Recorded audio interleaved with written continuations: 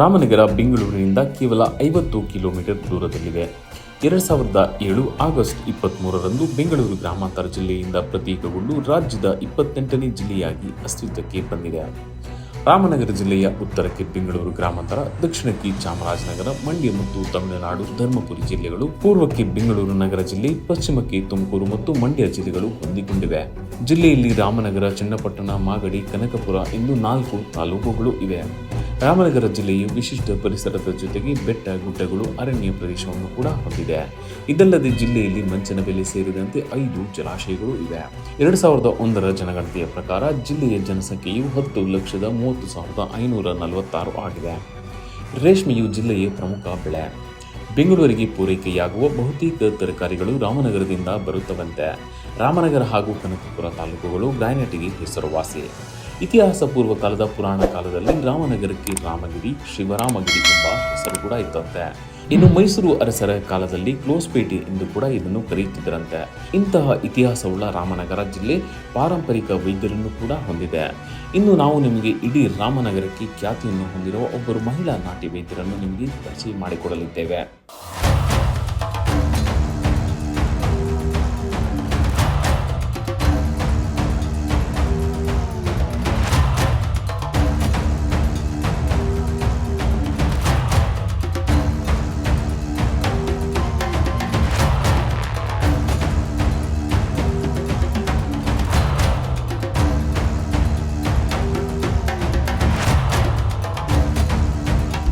ನಮ್ಮ ಈ ನಾಟಿ ವೈದ್ಯರು ರಾಜ್ಯದ ಅನೇಕ ಕಡೆಗಳಲ್ಲಿ ಇದ್ದಾರೆ. ಒಂದೊಂದು ಕಾಯಿಲೆಗೆ ಒಂದೊಂದು ಸ್ಥಳದಲ್ಲಿ ವಿಶೇಷ ನಾಟಿ ಔಷಧಗಳನ್ನು ನೀಡುತ್ತಾ ಸೇವೆ ಸಲ್ಲಿಸುತ್ತಿದ್ದಾರೆ.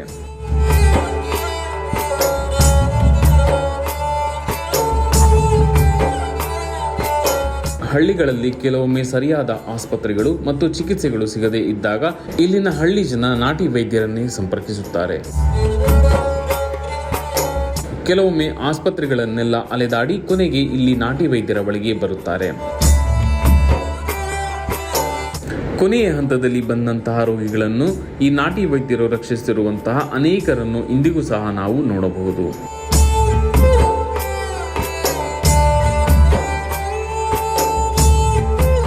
ಹೀಗೆ ಈ ರಾಮನಗರ ಜಿಲ್ಲೆಯ ಚನ್ನಪಟ್ಟಣದಲ್ಲಿ ಒಬ್ಬರು ಖ್ಯಾತ ಮಹಿಳಾ ಪಾರಂಪರಿಕ ವೈದ್ಯರಿದ್ದಾರೆ. ಇವರು ಕಳೆದ 15 ವರ್ಷಗಳಿಂದಲೂ ಪಾರಂಪರಿಕ ವೈದ್ಯ ಚಿಕಿತ್ಸಾ ಪದ್ಧತಿಗಳನ್ನು ಮಾಡಿಕೊಂಡು ಬಂದಿದ್ದಾರೆ. ಇವರು ವೈದ್ಯರನ್ನೇ ಬೆರಗುಗೊಳಿಸುವ ಶಕ್ತಿಯನ್ನು ನಾಟಿ ಔಷಧದ ಮೂಲಕ ಸಿದ್ಧಿಸಿಕೊಂಡಿದ್ದಾರೆ. ಇವರ ಮೂಲ ರಾಮನಗರ. ಇವರ ಚಿಕಿತ್ಸಾ ಪದ್ಧತಿ ಇದೀಗ ಎಲ್ಲರನ್ನೂ ಬೆರಗುಗೊಳಿಸುತ್ತಿದೆ. ಮಕ್ಕಳಿಲ್ಲದ ಹಲವಾರು ದಂಪತಿಗಳಿಗೆ ಮಕ್ಕಳನ್ನು ಕರುಣಿಸುವ ಮಹಾತಾಯಿ ಎಂದೇ ಇವರು ಪ್ರಸಿದ್ಧಿ ಪಡೆದಿದ್ದಾರೆ. ಇದಕ್ಕೆ ಅನೇಕ ಉದಾಹರಣೆಗಳನ್ನು ಕೂಡ ಕೊಡಬಹುದಾಗಿದೆ. ಇದಕ್ಕಾಗಿ ಇವರು ತಮ್ಮ ಗ್ರಾಮದಲ್ಲಿ ಇರುವ ಬೆಟ್ಟ, ಗುಡ್ಡಗಳಿಂದ ಔಷಧಿ ಗಿಡಗಳನ್ನು ತರುತ್ತಾರೆ ಹಾಗೂ ತಮ್ಮ ಸುತ್ತಮುತ್ತ ಸಿಗುವ ಗಿಡಮೂಲಿಕೆ ಸಸ್ಯಗಳನ್ನು ಗುರುತಿಸಿ ಅದನ್ನು ಚಿಕಿತ್ಸೆಗೆ ಬಳಸಿಕೊಳ್ಳುತ್ತಾರಂತೆ. ತಮ್ಮ ಅತ್ತೆಯಿಂದ ಈ ನಾಟಿ ವಿದ್ಯೆಯನ್ನು ಇವರು ಕರಗತ ಮಾಡಿಕೊಂಡಿದ್ದಾರಂತೆ. ಹೆಣ್ಣುತನ ಪರಿಪೂರ್ಣವಾಗಬೇಕಾದರೆ ತಾಯ್ತನದ ಸವಿ ಅನುಭವಿಸಬೇಕು. ದಾಂಪತ್ಯ ಜೀವನದಲ್ಲಿ ಮಕ್ಕಳಾದರೆ ಆ ಸಂಸಾರ ಆನಂದ ಸಾಗರವಾಗುತ್ತದೆ. ಮದುವೆಯಾದ 1-2 ವರ್ಷದಲ್ಲಿ ಪ್ರತಿಯೊಬ್ಬರು ಮಕ್ಕಳನ್ನು ಪಡೆಯುವ ಹಂಬಲ ಇರುತ್ತದೆ. ಆದರೆ ಇತ್ತೀಚಿನ ದಿನಗಳಲ್ಲಿ ಬದಲಾದ ಜೀವನ ಶೈಲಿಯಿಂದ ಬಂಜೆತನ ಜನರಿಗೆ ಶಾಪವಾಗಿ ಕಾಡುತ್ತಿದೆ. ಮಕ್ಕಳಿಲ್ಲದವರ ಬಾಳಲ್ಲಿ ಈ ಮಹಿಳಾ ನಾಟಿ ವೈದ್ಯೆ ಬೆಳಕಾಗಿದ್ದಾರೆ.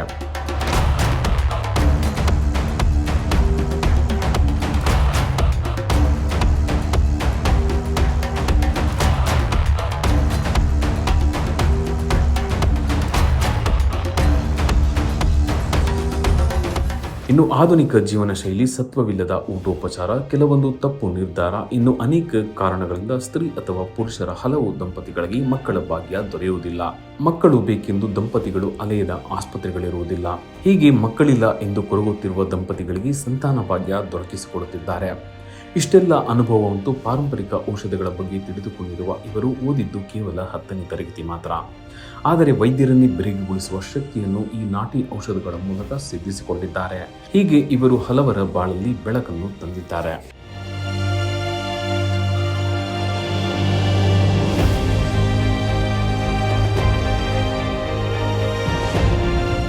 ಬಂಜೆತನದಿಂದ ನರಳುತ್ತಿರುವ ದಂಪತಿಗಳಿಗೆ ನೀಡುವ ಔಷಧಿಗಾಗಿ ಕಾಡಿಗೆ ಹೋಗಿ ಗಿಡಮೂಲಿಕೆಗಳನ್ನು ತಂದು ಅವುಗಳಿಂದ ಔಷಧಿ ತಯಾರು ಮಾಡುತ್ತಾರೆ. ನಂತರ ಮಕ್ಕಳಿಲ್ಲ ಎಂದು ಬರುವ ಸ್ತ್ರೀಯರಿಗೆ ಔಷಧಿಯನ್ನು ಮನೆಯ ಮುಂಭಾಗದ ಹೊಸಲಿನ ಮಧ್ಯದಲ್ಲಿ ಕುರಿಸಿ ನಾಟಿ ಔಷಧಿಯನ್ನು ನೀಡುತ್ತಾರೆ. ಅಲ್ಲದೆ ಸ್ತ್ರೀಯರ ಎಲ್ಲ ಸಮಸ್ಯೆಗಳಿಗೂ ಚಿಕಿತ್ಸೆ ನೀಡುವ ಇವರು ಋತುಮತಿಯಾದ ನಂತರದಲ್ಲಿ ಕಾಣಿಸಿಕೊಳ್ಳುವ ಸಮಸ್ಯೆಗಳಿಗೂ ಪರಿಹಾರ ತಿಳಿಸುತ್ತಾರಂತೆ. ಅಕ್ಕಪಕ್ಕದ ಜಿಲ್ಲೆಗಳಿಂದ ಔಷಧಿಗೆ ಬರುವ ದಂಪತಿಗಳು ಮದುವೆಯಾಗಿ 10ರಿಂದ 15 ವರ್ಷ ಕಳೆದರೂ ಮಕ್ಕಳ ಭಾಗ್ಯ ಕಾಣದೆ ಹಲವು ದೊಡ್ಡ ದೊಡ್ಡ ಆಸ್ಪತ್ರೆಗಳಲ್ಲಿ ವೈದ್ಯರು ಕೈಚೆಲ್ಲಿದ್ದ ಪ್ರಕರಣಗಳಲ್ಲೂ ಈ ನಾಟಿ ಚಿಕಿತ್ಸೆ ಮೂಲಕ ಮಕ್ಕಳಾದ ಘಟನೆಗಳು ಸಾಕಷ್ಟಿವೆ. ಇದುವರೆಗೂ ಬೆಂಗಳೂರು, ತುಮಕೂರು, ಮಂಡ್ಯ, ಮೈಸೂರು, ರಾಮನಗರ ಜಿಲ್ಲೆ ಸೇರಿದಂತೆ ಮೊದಲಾದ ಕಡೆಗಳಿಂದ ಅನೇಕ ದಂಪತಿಗಳು ಇವರಿಂದ ಔಷಧಿ ಪಡೆದು ಮಕ್ಕಳ ಭಾಗ್ಯ ಪಡೆದಿದ್ದಾರೆ ಎಂದು ಹೇಳಲಾಗುತ್ತದೆ.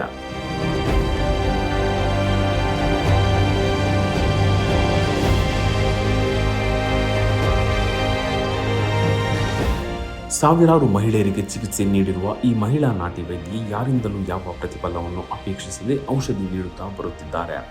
ತಮ್ಮ ಅತ್ತೆಯಿಂದ ಬಳುವಳಿಯಾಗಿ ಬಂದ ಈ ವಿದ್ಯೆಯನ್ನು ಇದುವರೆಗೂ ಸುಮಾರು 5,000ಕ್ಕೂ ಹೆಚ್ಚು ಮಹಿಳೆಯರ ಮೇಲೆ ಪ್ರಯೋಗ ಮಾಡಿದ್ದು ಸಾಕಷ್ಟು ಯಶಸ್ಸನ್ನು ಕೂಡ ಕಂಡಿದ್ದಾರಂತೆ.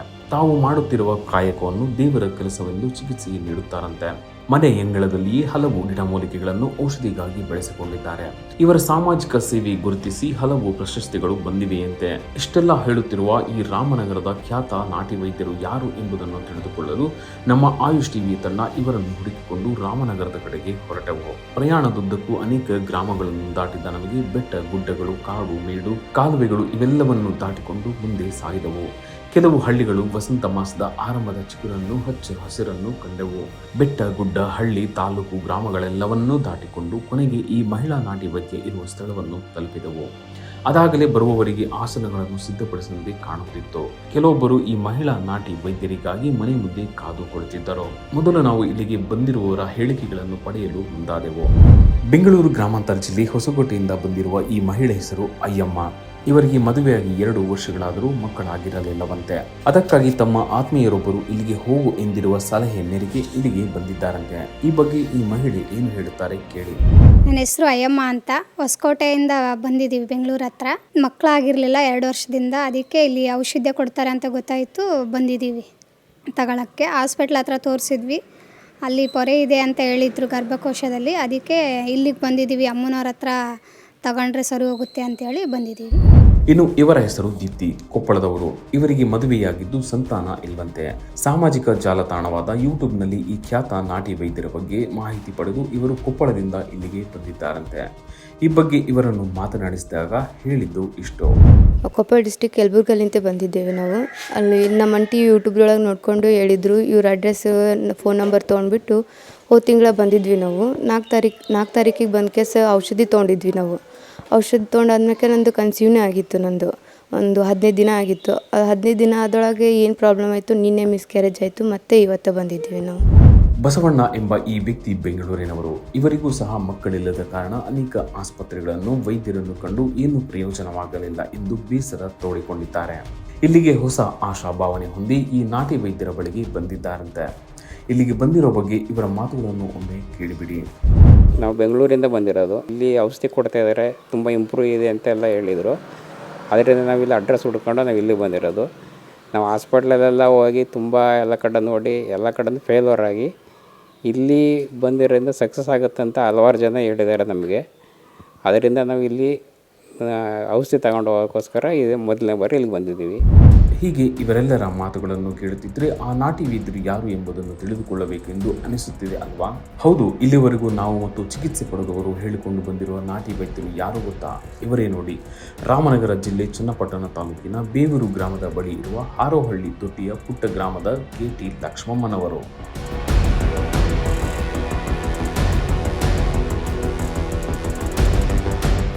ನಮಸ್ಕಾರ, ನನ್ನ ಹೆಸರು KT ಲಕ್ಷ್ಮಮ್ಮ ಅಂತ. ನಾಟಿ ವೈದ್ಯರು.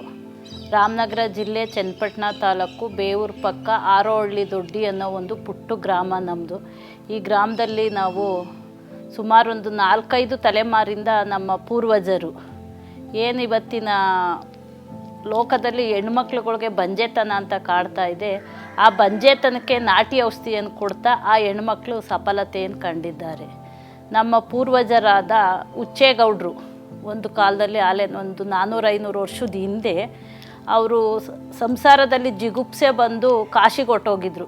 ಆ ಕಾಶಿಗೆ ಹೋದಂಥ ಸಂದರ್ಭದಲ್ಲಿ ಅವರು ತುಂಬ ವರ್ಷಗಳು ಅಲ್ಲೇ ಕಾಲ ಕಳೆದು ಅಲ್ಲಿದ್ದಂಥ ಋಷಿ ಮುನಿಗಳಿಂದ ಬಂಜೇತನಕ್ಕೆ ಔಷಧಿ ಕೊಡ್ತಿದ್ದಂಥ ಬೇರೆ ಋಷಿಮುನಿಗಳಿಂದ ಕಲ್ತ್ಕೊಂಡು ಬಂದು ಅವರು ಕೊನೆಗೆ ಏನಾದರೂ ಒಂದು ಈ ಔಷಧಿನ ಕೊನೆಯಲ್ಲಿ ನನ್ನ ಗ್ರಾಮದಲ್ಲಿ ನಾನು ಈ ರೋಗದಿಂದ ನರಳ್ತಾ ಇರುವಂಥ ಹೆಣ್ಮಕ್ಳಿಗೆ ಕೊಡಬೇಕು ಅನ್ನೋ ಉದ್ದೇಶದಿಂದ ಕಾಶಿಗೆ ಹೋಗಿದ್ದಂಥವರು ಮತ್ತೆ ವಾಪಸ್ಸು ಇಲ್ಲಿಗೆ ಬರ್ತಾರೆ. ಇಲ್ಲಿಗೆ ಬಂದು ಇಲ್ಲಿಂದ ಒಂದು 7-8 ಕಿಲೋಮೀಟ್ರಲ್ಲಿ ಕದ್ರುಮಂಗ್ಲ ಅಂತಿದೆ. ಆ ಕದ್ರುಮಂಗ್ಲದಲ್ಲಿ ಹುಚ್ಚಪ್ಪ ಸ್ವಾಮಿ ಮಠ ಅಂತ ಸ್ಥಾಪನೆ ಮಾಡ್ತಾರೆ. ಆ ಮಠದಲ್ಲಿ ಈ ಬಂಜೇತನಕ್ಕೆ ಏನೇನು ಔಷಧಿಗಳು ಬೇಕಾಗಿತ್ತು ಆ ಗಿಡಮೂಲಿಕೆಗಳನ್ನೆಲ್ಲ ಅಲ್ಲಿ ಈಗೂ ಅಲ್ಲಿ ಇದೆ. ಸಿದ್ದೇಶ್ವರ ದೇವಸ್ಥಾನ ಅಂತಿದೆ ಮತ್ತು ಹುಚ್ಚಪ್ಪ ಸ್ವಾಮಿ ಮಠ ಅಂತ ಪ್ರಸಿದ್ಧಿಯಾಗಿದೆ. ಆ ಮಠದಲ್ಲಿ ಸುತ್ತಮುತ್ತ ಆ ಮಠದ ಸುತ್ತ ಗಿಡಗಳು ನಾವು ಏನಿವತ್ತು ಬಂಜೇತನಕ್ಕೆ ಬಳಸ್ತಾ ಇದ್ದೀವಿ ಆ ಗಿಡಮೂಲಿಕೆಗಳನ್ನು ನೆಟ್ಟು ಅವರು ಕೆಲವು ಹೆಣ್ಮಕ್ಳುಗಳ ಮೇಲೆ ಪ್ರಯೋಗ ಮಾಡಿ ಆ ಹೆಣ್ಮಕ್ಳುಗಳಿಗೆ ಸಫಲತೆಯನ್ನು ಕಂಡ ಮೇಲೆ ಈ ವಿದ್ಯೆ ಇಲ್ಲಿಗೆ ಕೊನೆಯಾಗಬಾರ್ದು, ಇದು ವಂಶ ಪಾರಂಪರ್ಯವಾಗಿ ಮುಂದುವರ್ಕೊಂಡು ಹೋಗಬೇಕು ಅಂತೇಳಿ ಅವ್ರ ಸೊಸೆಯಾದಂಥ ನಿಂಗಮ್ಮ ಅವ್ರಿಗೆ ಹೇಳ್ಕೊಟ್ರು. ನಿಂಗಮ್ಮ ಅವರು ನಮ್ಮ ಅತ್ತೆಯವರ ಅತ್ತೆ. ಆ ನಿಂಗಮ್ಮ ಅವರು 1996ರಲ್ಲಿ ಕಾಲವಾದರು. ಅವರು ಕಾಲ ಆದಮೇಲೆ ನಮ್ಮ ಅತ್ತೆ ಮಾಡ್ತಾಯಿದ್ರು. ನಮ್ಮ ಅತ್ತೆ ಶ್ರೀಮತಿ ಪುಟ್ಲಿಂಗಮ್ಮ ಅಂತ, ಇವಾಗೂ ನಮ್ಮ ಅತ್ತೆ ಇದ್ದಾರೆ. ಈಗ ನಾನು ಏನಂತ ಹೇಳಿದೆ, ಮಠ ಸಿದ್ದೇಶ್ವರ ಸ್ವಾಮಿ ದೇವಸ್ಥಾನದಲ್ಲಿ ಆ ದೇವ್ರಿಗೆ ಪೂಜೆ ಮಾಡಿಕೊಂಡು ಆ ಮಠದಲ್ಲಿ ನಮ್ಮ ಅತ್ತೆಯವರಿದ್ದಾರೆ. 1999ರಲ್ಲಿ ಈ ಮನೆ ಹೆಣ್ಮಗ್ಳಿಗೇನೆ, ನಮ್ಮ ಮನೆ ಹೆಣ್ಮಗ್ಳಿಗೇನೆ ಈ ಬಂಜೇತನ ಅಂತ ಕಾಡ್ತಾ ಇತ್ತು. ಆಗ ಆ ಹೆಣ್ಮಗ್ಳಿಗೆ ನಮ್ಮ ಅತ್ತೆ ನನ್ನ ಕೈಲಿ ಔಷಧಿ ಕೊಡಿಸಿದ್ರು. ನನ್ನ ಮಗಳು ಕೊಟ್ಟಿರೋದು ಔಷಧಿ ಹತ್ತುತ್ತೋ ಇಲ್ವೋ ನನ್ನ ರಕ್ತ ಅಂಥೇಳಿ ನನ್ನ ಕೈಲಿ ಔಷಧಿ ಕೊಡಿಸಿದ್ರು. ಔಷಧಿ ಕೊಡಿಸಿದಂಥ ಸಂದರ್ಭದಲ್ಲಿ ಆ ಹೆಣ್ಮಗ್ಳಿಗೆ ಒಂದೇ ಸರಿಗೆ ಸಕ್ಸಸ್ ಆಯಿತು.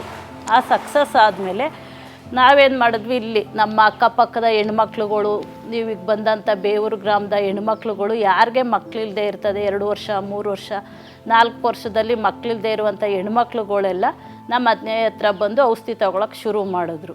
ಆವಾಗ ನಾನು ಅದನ್ನೇ ಕಂಟಿನ್ಯೂಸ್ ಆಗಿ ಮಾಡ್ಕೊಬಂದೆ. ಬಟ್ ನನಗೆ ಆದ್ರೂ ಆ ಟೈಮಲ್ಲಿ ಔಷಧಿ ಬಗ್ಗೆ ಅಷ್ಟೊಂದು ನಂಬಿಕೆ ಇರಲಿಲ್ಲ. ಯಾಕೆ ಅಂದರೆ 1 ವರ್ಷ 2 ವರ್ಷ 3 ವರ್ಷ ಇರದೇ ಇರ್ತದೆ, ಅವ್ರಿಗೆ ಯಾವಾಗ ಫಲ ಕೊಡಬೇಕು ಅಂತ ದೇವ್ರು ಕೊಡ್ತಾನೆ. ಆ ಟೈಮಲ್ಲಿ ಆಗಿದೆ ಅನ್ನೋ ಒಂದು ನಂಬಿಕೆಯಲ್ಲಿ ಏನೋ ನಮ್ಮ ಹಿರಿಯವ್ರು ಕೊಟ್ಟಿದ್ದಾರಲ್ಲ ಅದನ್ನು ನಾನು ಮುಂದುವರ್ಸ್ಕೊಂಡು ಹೋಗೋಣ ಅಂತ ಕೊಡ್ತಿದ್ದೆ. ಆ ಸಂದರ್ಭದಲ್ಲಿ ನಮ್ಮ ಮುಂದಿನ ಗ್ರಾಮ ಬೇವೂರು, ಆ ಬೇವೂರು ಗ್ರಾಮದಲ್ಲಿ ಚೆನ್ನಪ್ಪಾಜಿ ಅನ್ನೋರು ಮಿಸ್ಸಸ್ಸು 13 ವರ್ಷ ಆಗಿತ್ತು ಮದುವೆಯಾಗಿ. ಆ ಹೆಣ್ಮಗಳು ಬಂದು ನನ್ನ ಕೈಲಿ ಒಂದೇ ಸರಿ ಔಷಧಿ ತಗೊಂಡಿದ್ದು. 13 ವರ್ಷದಿಂದ ಇಲ್ಲದೇ ಇರುವಂಥ ಸಂತಾನ ಫಲ ನಾನು ಔಷಧಿ ಕೊಟ್ಟಾದಮೇಲೆ ಆ ಹೆಣ್ಮಗಳಿಗೆ ಒಂದೇ ಸರಿಗೆ ಮುಟ್ಟು ನಿಲ್ತು. ಆಗ ನನಗೆ ಔಷಧಿ ಮೇಲೆ ತುಂಬ ಅಪಾರವಾದ ಪ್ರೀತಿ ಬಂತು. ಇದರಲ್ಲೇನೋ ವಿಶೇಷತೆ ಇದೆ, ಇದನ್ನು ನಾವು ಬಿಡಬಾರ್ದು, ನಾವು ಮುಂದುವರ್ಸ್ಕೊಂಡು ಹೋಗಬೇಕು ಅನ್ನೋ ಒಂದು ಕಾರಣ ಇಟ್ಕೊಂಡು ಆವಾಗಿಂದ ನಾನು 1999ರಿಂದನೂ ನಡ್ಸ್ಕೊಬರ್ತಾಯಿದ್ದೀವಿ ಈ ವಿದ್ಯೆನ.